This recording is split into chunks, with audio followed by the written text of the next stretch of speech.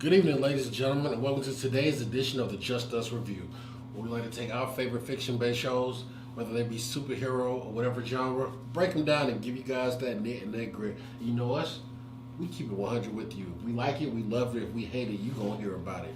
And today we got a special one for you guys.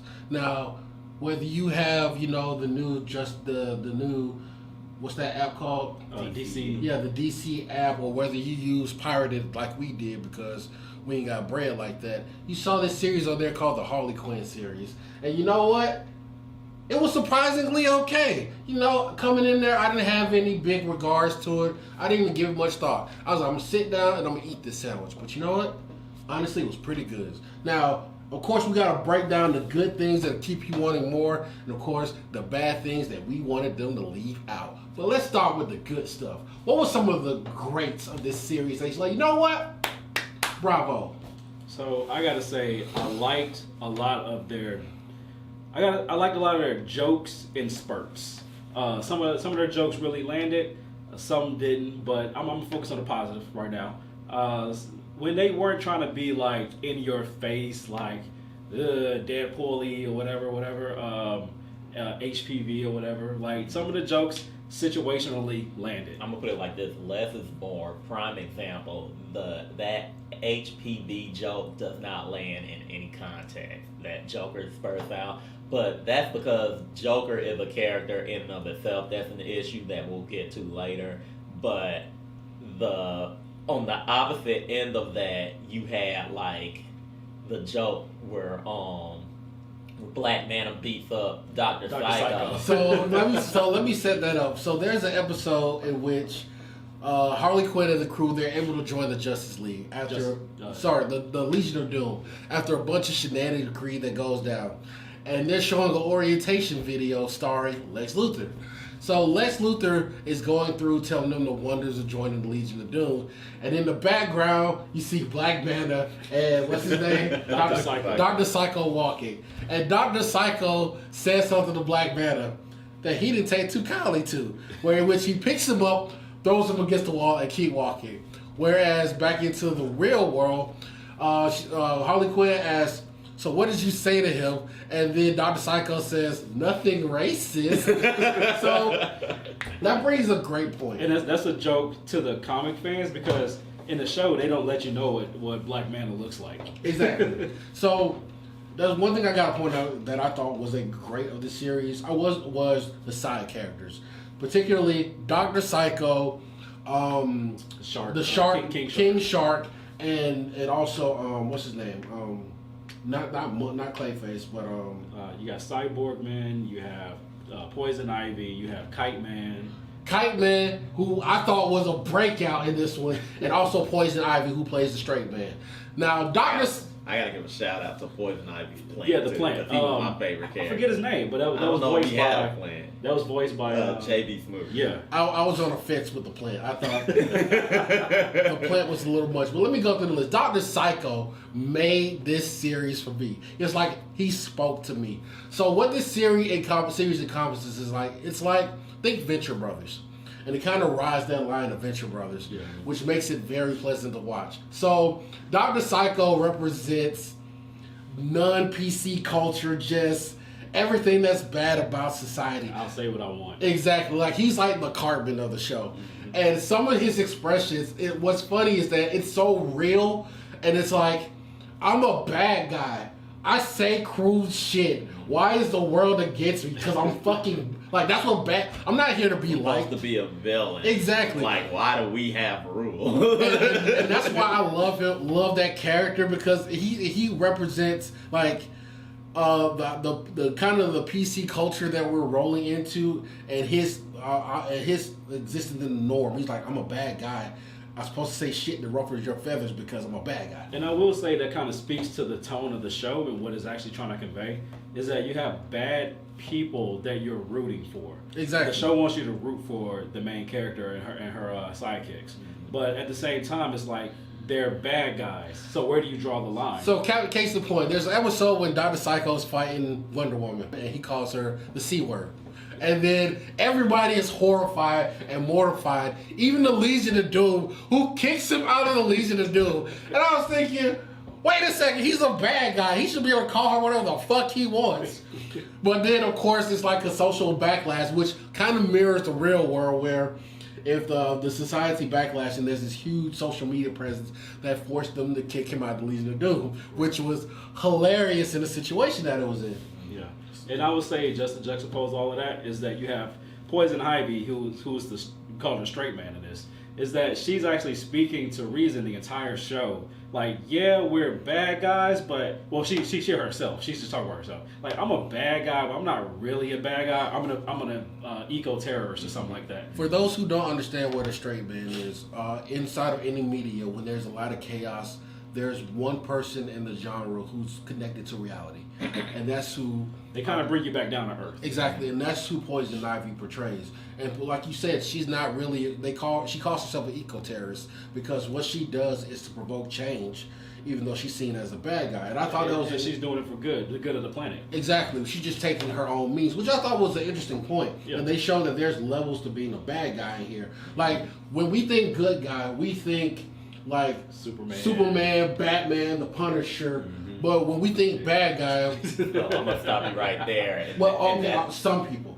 But when we go to bad guys, we always treat bad guys as one note. And one thing I loved about the show is that they showed dimensions to bad guys. Mm-hmm. What's some other characters you guys really stood out to you? So we talked about Kite Man. I really liked, or rather, we mentioned him. I really liked how they took Kite Man, who is this. No one gives a fuck about him as a throwaway character. And they made him very three-dimensional. He acts a certain way because he's protecting his true nature. Like you kind of get the idea that he's just doing this villain stuff because it's popular or he wants to be seen in a good light. Well, one thing I want to point about Kite Man, which is why I liked his character, is because he represents mediocrity in its purest form. Mm-hmm. There's nothing really special about his abilities. There's nothing really special about him. He's an average Joe trying to be seen in a world of supervillains. Mm-hmm. Now, mind you, you're in a world where you have Bane and the Penguin and the Scarecrow. I want to ask you something in regards to that because I think this is an interesting thing that no one really says. And how it connects Poison Ivy and Harley. Isn't Harley pretty much the same way? I would push back a little. It goes a little bit deeper in the show because she was the main character and they explored more of her psyche. But we can get to that. Get her character next. But yeah. So with Kite Man, it's like, hey, I'm trying to stand out into these in this room of legends, and I know I can't. There's nothing I can do, and me trying to advance myself is just me being myself. Exactly. And as annoying and as off-putting as that is. And I'm just happy to be along for the ride. And that's what Poison Ivy finds so likable about his character, because they end up hooking up in the show, is that he's just an average dude. Mm-hmm. You know, he's not on this whole maniacal train. He's just trying to exist in this world of bullshit. Yeah, throughout the entire show, Poison Ivy is constantly turning down the Legion of Doom's offer to her, because she's not trying to be a supervillain. She's just trying to live a normal life / save the planet. Mm-hmm. Now, we can go to Harley Quinn to kind of expound on her character more and how she's a little bit deeper than Kite Man. So, when it comes to Harley Quinn, although she was not my favorite character in this series, which is weird because that's her name, it's the name of the show, and there were different things that they portrayed about her that I actually absolutely loved. For example, they actually go into the perspective of someone who's being abused. And for one episode, they actually go into the mind of Harley Quinn because she's trapped in her own mind. And Dr. Psycho takes them all in there so that they can get a preview of what's going inside her psyche. And we later learn that throughout her life, she's been abused through some aspect, whether she was a child and she was being neglected by her parents, to where she was going to medical school and she had to sleep with her professors, or her professors wanted to fuck her. There's been a string of abuse throughout her life, which kind of dictates to a person that she's evolved into, which kind of in sort of sense lends credence to why she saw Joker as an outlet to begin with. It was a lot of things that they developed in the story, and especially in that episode, I was like, damn, that makes sense. even to the way that the brain tries to protect itself, and even how she rewrote history to explain her relationship with the Joker. You have real life, and then you have Harley vision. Exactly. So in her real life, she thought the Joker pushed her into the vat, thus turning into Harley Quinn. But her psyche was protecting herself from the notion that she jumped in willingly to show how much she would be willing to sacrifice for the Joker. And that's been their relationship this entire time, is her sacrificing her to get approval for someone who never had it for her in the first place. Just like her father. Exactly. Yeah. So I thought that episode was not only powerful, but it was actually poignant as well. And that's pretty much the journey throughout the entire show, which I liked, is that she's trying to find her own path, her own way, be her own person, disassociate herself from the Joker, and create her own path of villainy. But and at the same time, it's like, I'm trying not to lose myself, but at the same time, trying to find myself. And y'all don't think that has any relevance or similarities to Kite Man and No. How both of them are connected to Poison Ivy? No, it's definitely similar because Poison Ivy brings them both down to reality. It's just that Harley is trying to do more with her life. I believe Poison Ivy. She never brought Kite Man down to reality. The thing is, she was drawn in more to Kite Man by how much he resisted the fact that she would try to tell him. There was a point throughout the show that Kite Man had to realize what their relationship was and what she wanted. Because remember, he coming off very chauvinistic and, it's my way and, whatever I say, this is what... Well, he did that as a defense mechanism right. to who he actually is. I believe that she knew who Kite Man was about all the bravado. I believe she just knew Harley Quinn could be better than she was because she let the influence of a man dictate her path as a villain. Yeah. When she was trying to get Harley to recognize, she was like, look, you are much better than you could possibly even know. And once she let those shackles go, Harley jumped. Another thing that I loved about this series is how every superhero took a back seat. Like Batman didn't drive the show, Aquaman, Superman didn't drive the show. It was like it's essentially pointed on the bad guys. Yes, they did show up, but they weren't the main focus. So I'm gonna push back on that. Batman kind of did drive the show because every other villain that was in there was a bad villain. Well, I'm talking about... And I get it. It's Harley Quinn's show. She's based in Gotham. That's what you're gonna see. You're gonna see a lot of Batman villains and everything.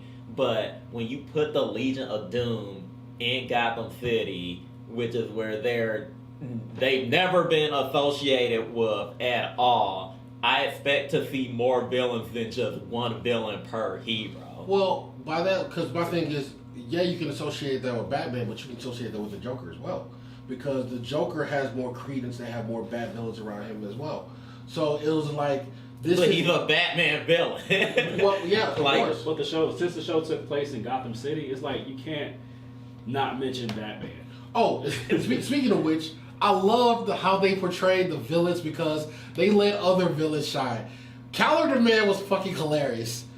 I thought he was awesome in this show. I like Riddler too when he showed up. Riddler was funny too. But this is something I wanted to touch on when we were talking about Joker and when we mentioned Joker and when we were talking about Harley and Kite Man. Like one of the things that I thought was really relevant is the fact that when it comes to Joker and these tier systems, like we were talking, you mentioned Harley, you mentioned that Poison Ivy knew that Harley could be a better person. And you mentioned Kite Man and the bravado he was putting on to hide his real self. They all did that because they were under a system and a structure that had a head man who was, and this is another major theme of the show, who was truly a bad person. Even Lex Luthor, who was the leader of the Legion of Doom, was not a negative influence like the Joker actually was. It's actually kind of interesting and deep because you know in the comics in the Justice League how it's like Superman's the leader but Batman's the one that really runs the show. It was like that on this with the Legion of Doom. Lex Luthor was the leader, but Joker had influence over the Legion. Right. Like he was a bully with power who sat at the top. one episode in particular that it brings up is the Joker. So now Harley's part of the league. She's at the table. Now they're talking about the fiscal budget for the year at the table. And the Joker is like, yeah, I'm going to need some obscene number of money. I'm going to create this giant doll head that pops out of the city and does some shit to terrorize Batman. And everybody started clapping. It's like, okay, yeah, we're going to approve this because it's the Joker. And we just let him do whatever the fuck he wants. Exactly. And Harley was like, that doesn't make any sense. She literally breaks it down. It's like, one, there's cheaper ways to do this. Two, this just looks like it's glorifying your ego. Mm-hmm. And as she started making sense, the other people of the Legion of Doom started turning around. It's like, yeah, that does make sense. Even Lex Luthor's like, you know what? Go back and come back with a better plan because there's no end game here. But you have to wonder, how did the Legion even function if they was just doing shit like that all the time? But even Lex bankrolls everything. But I mean, like he can't keep throwing away money like that forever. That's the cartoonization of the show. But even outside of that, we've seen in other entities and in all the comic books where people look at the Joker's like, look, just let him do whatever he needs to do, so he can just leave us the fuck alone. So you touched on something as far as talking about the hierarchy and Joker being the big bully at the table and everything, and it's not disrupted until Harley Quinn comes in and says something. Mm-hmm. This brings me to my next favorite character, storybook lady. Oh God, Queen of Fables. Queen of Fables. Queen of Fables was amazing. Go ahead. So Queen of Fables was sentenced to live a certain amount of years within her own magical book, or a book, whatever it was, and she was trapped there by the Justice League and the justice system. Because she was just too much of a villain. Mm-hmm. Like she was an actual bad person. Yeah. She was killing people. Yeah. And so her whole thing was, why is it that the Joker just gets to run around and do whatever he wants? Maybe gets stopped every now and then. Mm-hmm. But the book isn't thrown at him as much as it was to me. Mm-hmm. And the fact that she was she was characterized as a black woman who had that much power. They were speaking on something. It brought levels to it. First of all, so the Queen of Fables shows up. And they actually fight against it. It's like, her capturement is actually against the Geneva Convention because that's cruel and unusual punishment. Not only that, with all the atrocities that everybody in the league has done, because she's a woman, and I thought that was weird that somebody, especially like Wonder Woman, would sign off on this punishment. Right. But this also shows that there's no distinction between evil. Evil is just evil. Yeah, bad guys are bad guys. It also goes to show that the Legion of Doom is just like the Justice League. Wonder Woman is there, but she's really the woman on the team? Exactly. Because they didn't show any other female superheroes. Zatanna. But they didn't show her when the League came in group shots. Where was Black Canary? Where was Vic? They only used Zatanna as a way to get her out. Exactly. When they wanted to mention magic, it was like, well, this is the only magic person we know. So they actually get the Queen of Fables out of the book, and now she's like, thank you for letting me out, but fucked up, Aaron. So they go on this mission where they try to do this thing. They try to steal some technology. Yeah, and the Queen of Fables comes up because she wants to ride along, and she's like, yeah, somebody saw us. And Queen of Fables is like, yeah, I'm gonna handle this. They come back, she killed everybody at the park. Like, this wasn't a simple death. Like, assholes and elbows, people. Like, body parts were removed, heads were gone. She slaughtered babies. And then everybody's looking at her like, this is evil. And she's like, yes, I am a fucking bad guy. It's like, what is this kiddie shit we do? And shit got real. Yeah. It was like, what is this kiddie shit that we're doing? Do you not know what bad guy is? Bad guy isn't, at the end of the day, we hug hands and sing songs as I sit in prison. No, I'm out to get you, you out to get me. And that's how it is. And that was a hard lesson for Harley to learn because she had to figure out what kind of villain she wanted to be. Yeah. And she wasn't an asshole and elbow villain because she wasn't about that life. And Queen of Fables told her, she was like, look, you figure out what you want to be, but if you turn on me, I'm going to have to see about it. She kept saying, if you don't kill me, I'm going to come back and kill you. Exactly. Because she's like, that's what a real villain is. It's kind of like she lived. Other characters that we talked about before off screen, King Shark. King Shark was hilarious. Mm-hmm. I thought he was the necessary element because he was the sporadic character that the show needed. Somebody who was supposed to be on the straight and narrow but can snap at any moment. Yeah. Case in point, the episode where he was like, I don't do blood. So they put him in a shark tank and put Damien's dangling over him. Damien had a nosebleed, and King Shark went into rape mode. About to split the shit out of Damien. That shit was fucking hilarious. Well, it was all doing a Wendy Williams TV show. Yeah. There's probably a lot of good stuff we could talk about. I know you one of your favorite. You kind of a hog and white for a minute, but I still got to bring it up. I liked it, but not too much. I'm gonna let Christian defend his point. Commissioner Gordon, go. Do him justice. Do him justice. I'm not this character. Do him justice. All I gotta say is you could have did that with any other person in the Gotham PD. That could have been Bullock. Why that had to be Gordon, I have no idea. And it speaks to the issue I have with the theories, which was they needed to bend certain things a certain way just to fit this Venture Brothers-esque style that they're doing. And like the Gordon shit was just too far because like there were some funny things, but then it was like, dude, get your life together. So Gordon's introduction, I loved it. I was not expecting that, and to see that coming from Gordon, like he's just ready to snap. Like he's had enough of these costume villains and hero shit. Like he lives in a world that is paper thin, and he's just lost it. So I'll say this: I didn't particularly like it, but I can justify it because all they did was this was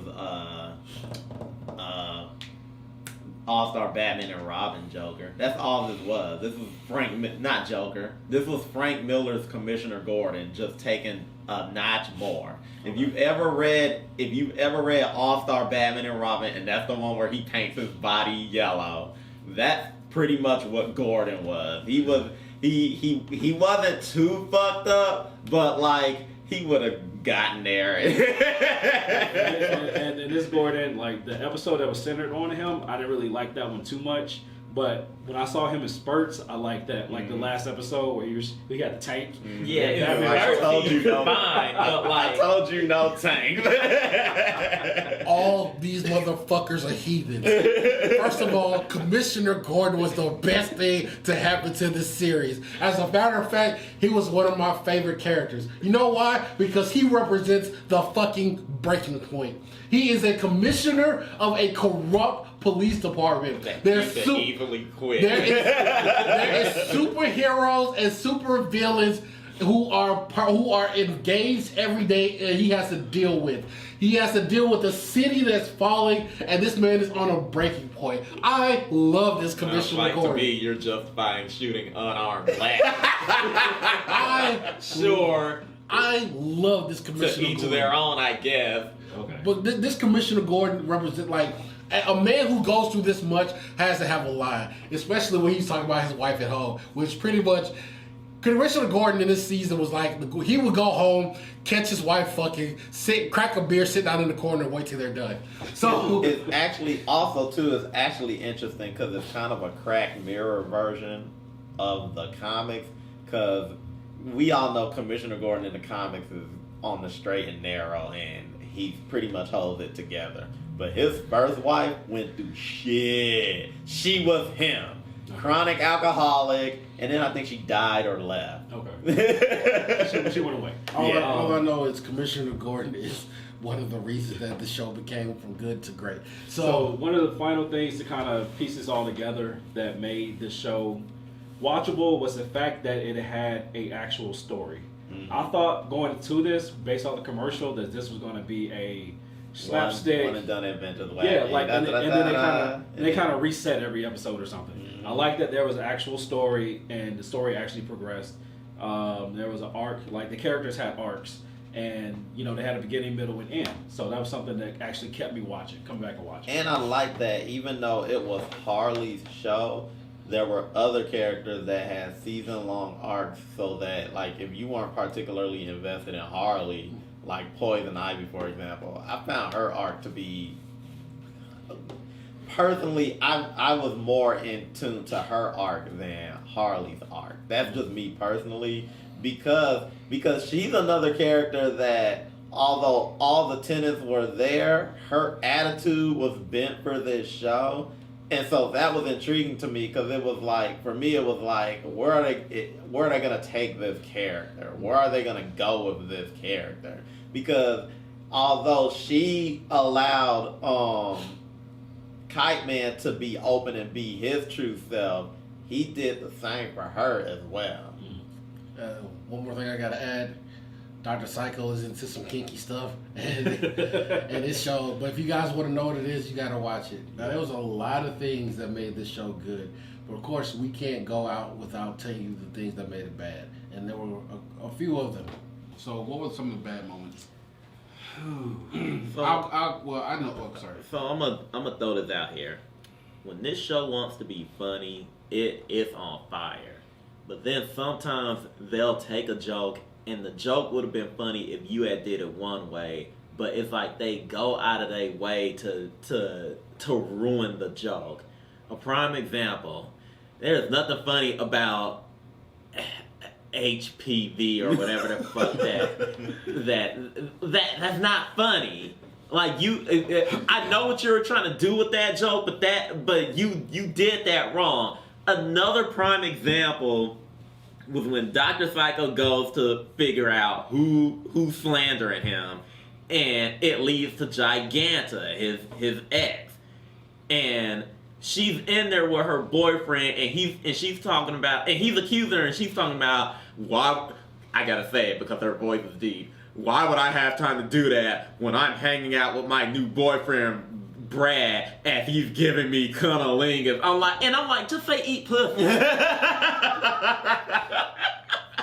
Like you went out of your way to just say eat pussy. And then went through the motion of having him mold the ice cream until Yeah, like you fucked up the joke because you were too proper with it. Well, one of the biggest upsets about this show, I'm sorry, it has to come from Harley Quinn. I thought that her as the lead character was kind of weak.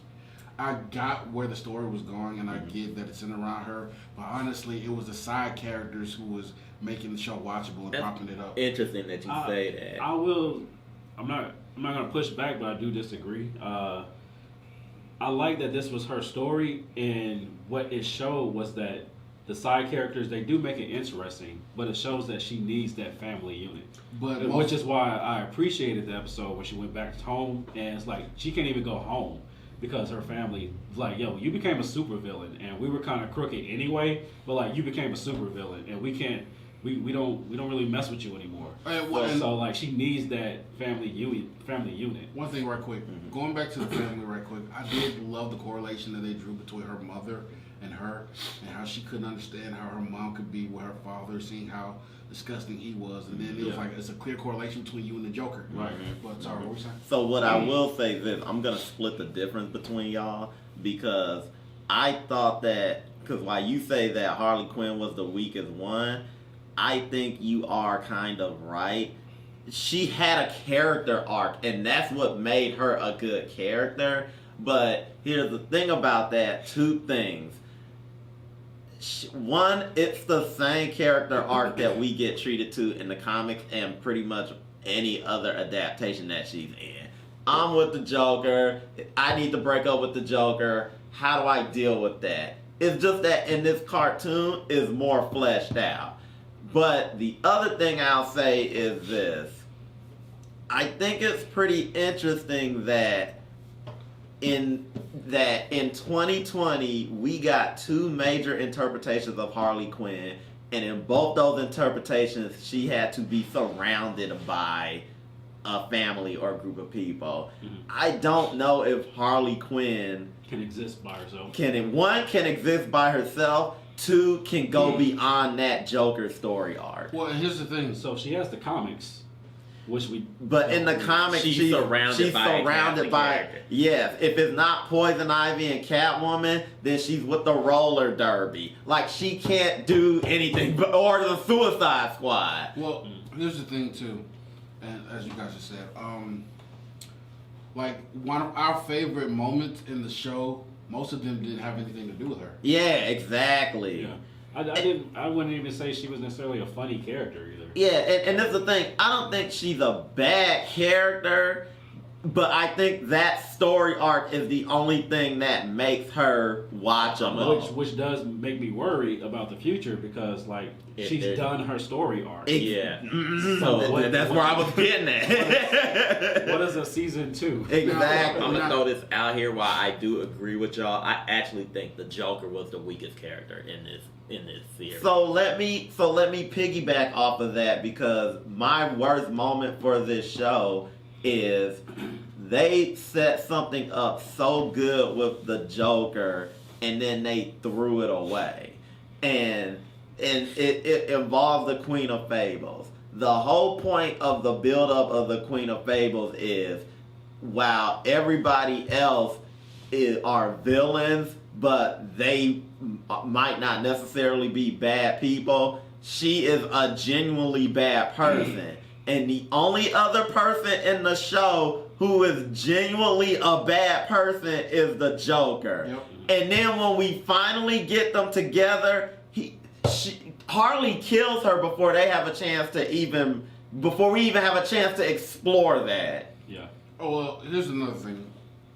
And one thing I will say is that the show did have messages. Mm-hmm. It did explore the realms of abuse. Mm-hmm. It did domestic violence and how people address that. So they did have major themes that they were tackling in the show. I want to highlight that real quick. I should have put this in my good, but for those of you who are like Harley and Joker are my OTP, and I think I'm saying that right. And that's your main ship and that's your life. This show said "fuck you." Exactly. And I'm glad it did. And I'm gonna say this, like I said, to me the Joker was the worst character, pretty much based on everything. He wasn't really all that funny. His voice actor sucks. I was gonna get to that in a minute. I'm honestly wondering what is he even doing on here? He's a foil to Harley. Mm-hmm. And honestly, I think the reason why the Joker wasn't as stellar as you would want is because he would honestly pull attention from her, and that's why I think they had to kind of pull him back some. That's fair. That's a fair assumption to make. I was gonna say he was probably not appealing by design because he's a horrible person. Yeah. Because and I think that's where the problem comes in, where you have those people that make Joker that Joker and Harley that true pairing and shit like that. Because no matter how, in other interpretations of the Joker, no matter how horrible he is as a person, he comes off as likable to people. But again, going back. Lord knows why.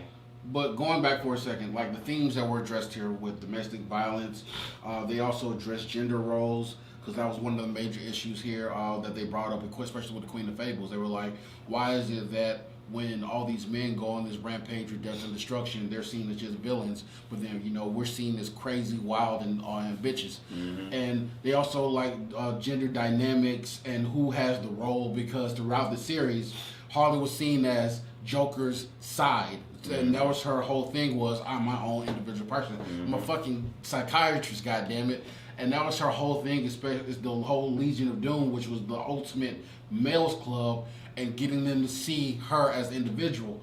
And that's why like you said, somebody said Poison Ivy. And that's one of the things that I love about Poison Ivy being the straight man to this, because she was like, look, they want me in the Legion of Doom because what I am. They don't want me because what she can do for them. them. Exactly. Not who I am as a person.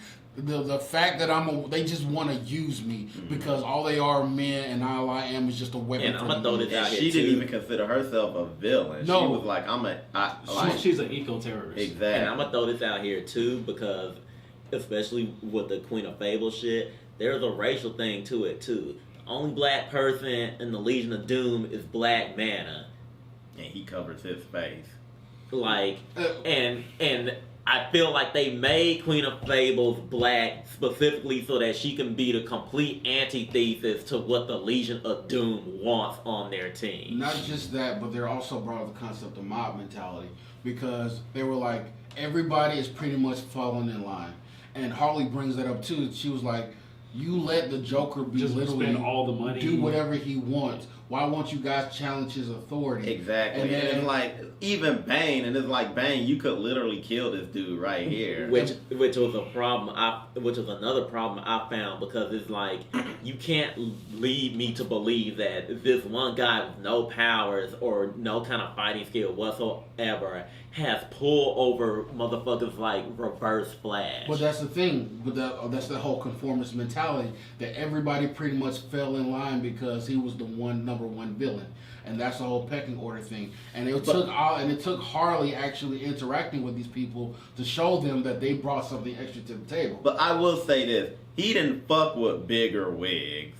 Like, he only fucked with dudes like Bane, but he never fucked with Lex. Him and Lex never even interacted, really. Actually, they did. Remember when they're at the table and Joker brought up that half-ass idea, and everybody raised their hand, including Lex. Oh, yeah, you right. And then when Harley challenged them, Lex was like, finally, we got somebody with some pushback here. Mm-hmm. And I was thinking, it took an outsider, not only that, but this woman to come in and change the dynamic at the table for you guys to push back. But you also have to wonder, how come Lex, leader of the Legion of Doom, fell in line to his subordinate? Again, this comes with what you guys said before about them shaping the universe to fit this narrative. Mm-hmm. So, again, they did address a lot of important themes in here.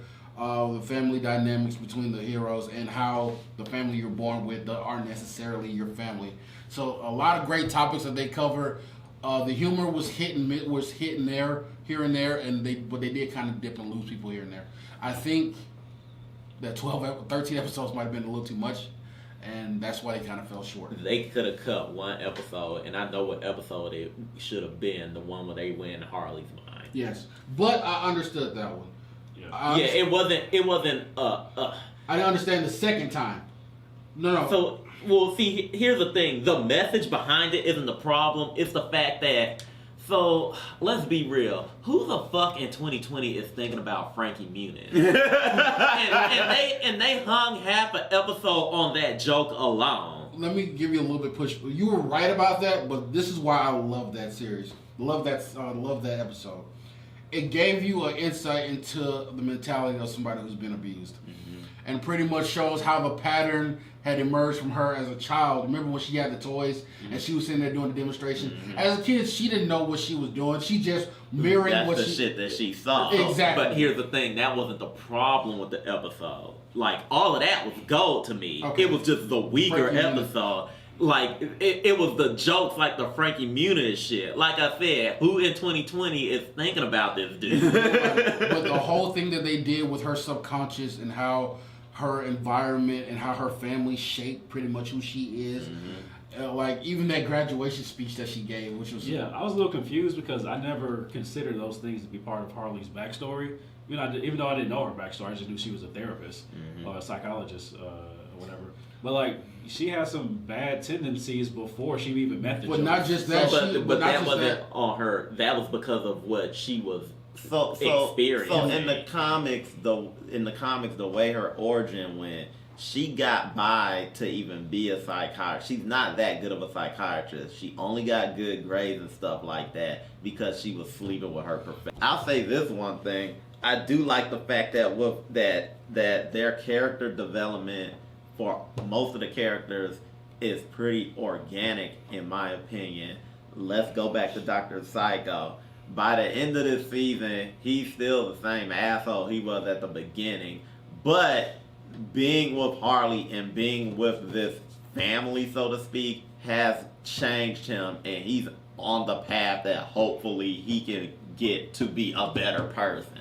He was a better person before now than he was at the beginning of the season. But he didn't 100% turn around. I'm not racist and sexist anymore. No, he's still that, but like... He says the N-word in private. Exactly. But like, he's still that, but with time, maybe we can break those negative things about him. And like you said with the Queen of Fables, the way that you brought up, which was an excellent point.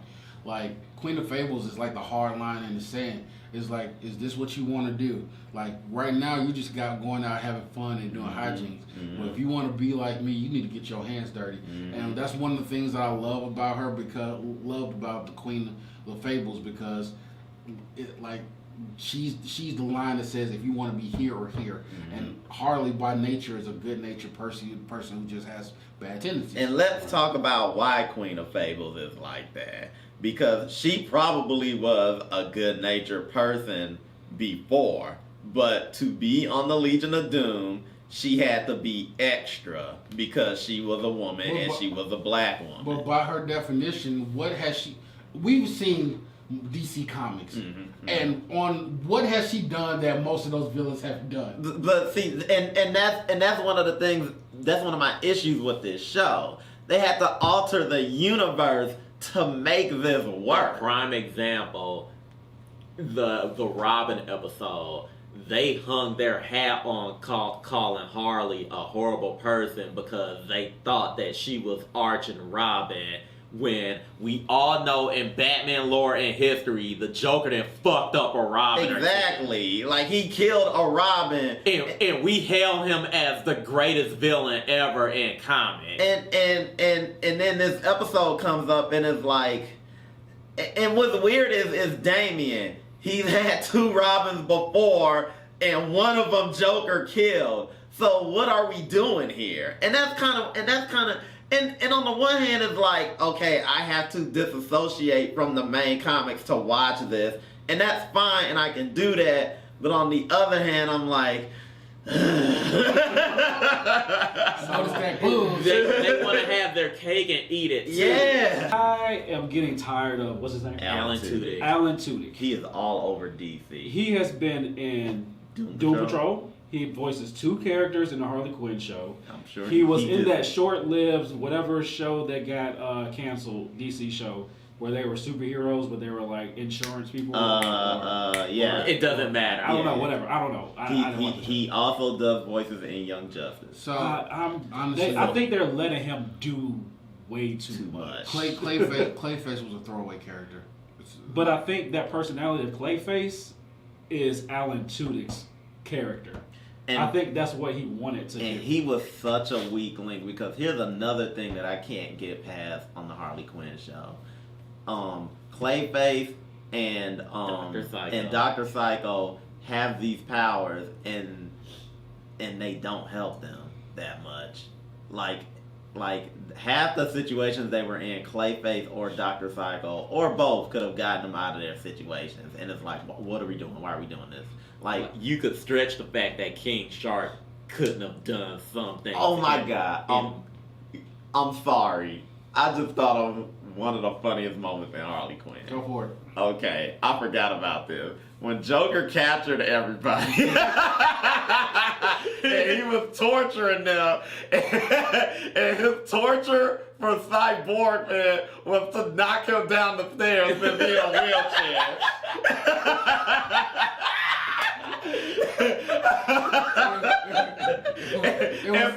and for Dr. Psycho, he did the Clockwork Orange shit where he made him watch shit, and he made him watch videos of feminists. So I would say that's a little bit too on the nose. So like I said, this show had its upside downs. Would we recommend that you watch it? Yeah, I mean, go ahead. If you got time, go ahead. I think it's worth a watch. Like, you don't have to binge it. You don't even have to watch every episode in order. I'll say this: you probably shouldn't binge it, because one of the other problems I have with it is, even within an episode, I feel like all their best jokes would be front loaded at the beginning of the episode, and then the rest of it is just you watching it till they get to the end. So this was 2 broke girls with superpowers. Exactly. Except we didn't see Cat Dennings too. But all in all, pretty decent show to watch. And like and subscribe. We review a lot more shows. We have a lot more content coming. But until next time, get up out of here. And where the fuck was Catwoman?